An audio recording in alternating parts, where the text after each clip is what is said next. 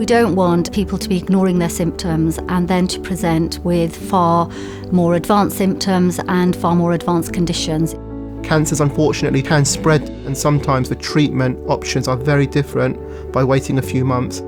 So if you have symptoms such as unexplained weight loss, it may be a change in appetite, it may be that the clothes are feeling a little bit looser, pain or a cough which may be present for 3 weeks or more, which there is no explanation for, blood in your urine or blood when you open your bowels, a lump which may be present in the breasts or elsewhere.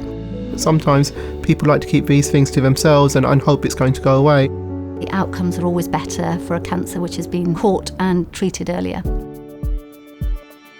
The best way of finding out whether your symptoms are important is actually speaking to your GP. I understand that people may have concerns about COVID safety, but there are very good protocols in place now. GPs have found a new way of working. Sometimes it can be through a telephone consultation. They may ask you to complete a few questions beforehand so they can decide how your needs are best met, and sometimes it is face-to-face. They've got really good pathways in place now to make sure you are safe. They make sure that the waiting rooms do not have too many people in them, that everything is cleaned regularly. They've put lots of different measures in place to keep you as safe as possible. Yes, you're going to be apprehensive, but you need to have your case being looked after and diagnosed at the earliest opportunity. So don't shy away and stay away and wait till the last minute, and then it's too late.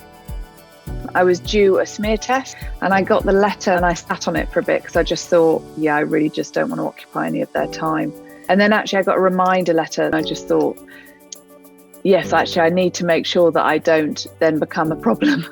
Aside from them being masked and visored and having kind of a gown as such on, there was no difference to the experience. It was exactly the same.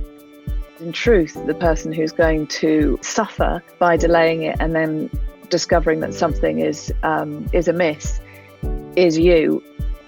The most important thing is making sure your symptoms are heard, not keeping it to yourself, making sure that somebody can hear what it is that you're experiencing so that you can then get the help that you need.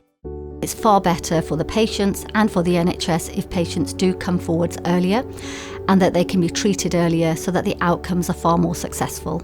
I visited this GP surgery, I got my diagnosis, and I think everyone out there who's having a slight problem, something that they're concerned about, get it diagnosed as early as you possibly can.